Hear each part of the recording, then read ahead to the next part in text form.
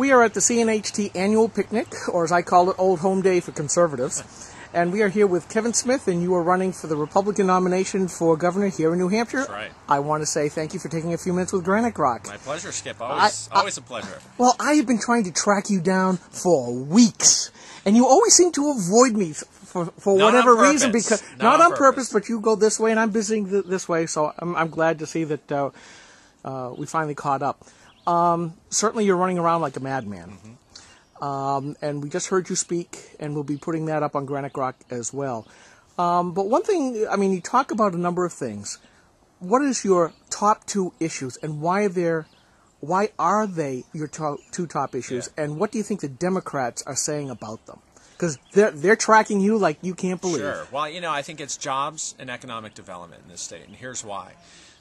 There's a number of trends right now we have to stop in New Hampshire. One is the trend of our aging population. New Hampshire is now the third oldest state in the country. We have a higher median age in the state of Florida, and one of the reasons for that is because our young folks, 18 to 34-year-olds, are flocking out of the state. After they graduate school, we have great schools here, but they're not staying here. Why? Because the jobs aren't here. The good, high-paying, sustainable jobs of the 21st century. So what I've said is that unless we become a conducive environment for both jobs to grow in this state, but also to move into this state, we're not going to be able to keep those young people here.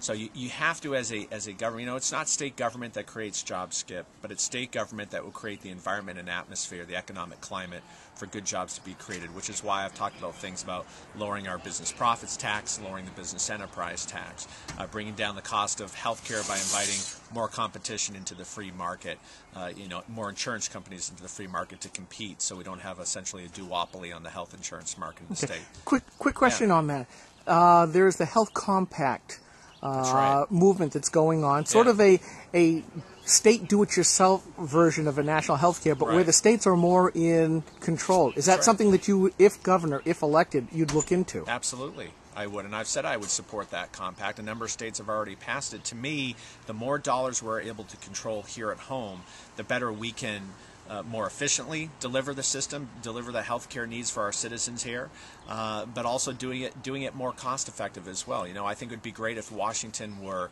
to block grant our Medicaid monies. I think we could deliver the whole Medicaid system much better if Washington were to give us control over that. So I think that's another good free market health care reform, giving it to the states, allowing the states to manage that money. The more we're able to manage it here at home, the better off we're going to be. Yeah, clearly these bees are Democrats, by the way. Well, they're not bees, but we do have flying insects coming all around you. You're being a good sport about this.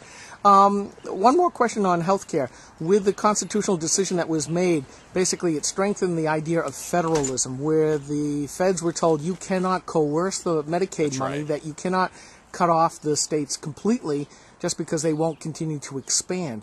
What do you think the impact of that is going to be here in New Hampshire, and how would you deal against those on the left that say, you're a cold-hearted guy? Now look, this was the one bright spot in the Obamacare decision, was allowing the states to decide whether or not they want to continue with the expansion of Medicaid under Obamacare, which is frankly going to bankrupt our state.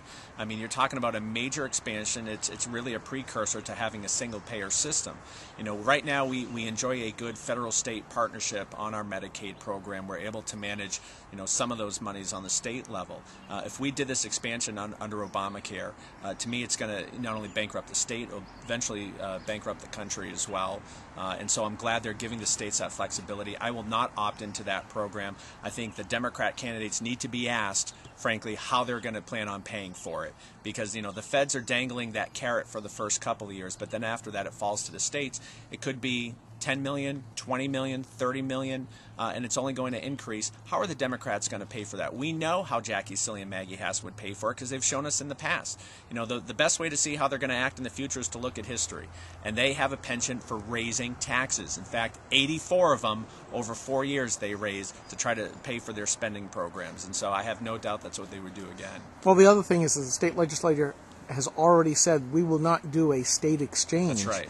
Which means that the feds have to come in and do it if Obama is not put into retirement in November. That's right. The problem comes up, a lot of the cost of the program will come on New Hampshire taxpayers, because the only way that the lower income folks get the tax credit for that is if it's a state-sponsored exchange. Right. If elected, would you continue to refuse to do the state? Absolutely. exchange. Absolutely. It's another huge administrative bureaucracy the federal government is telling the states to set up, again, to the tune of anywhere from $10 to $20 million a year it would cost us. So I say if Washington wants exchanges, well, good. Washington can set them up and they can pay for them.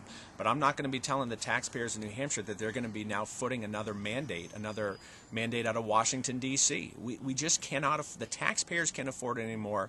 It's not going to help grow the economy. It's going to cripple the economy in the state. And so absolutely I would continue the way that the legislature went with it by not having those exchanges set up here.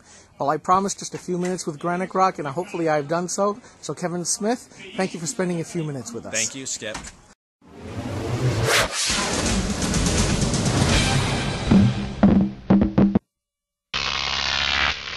GrokTV.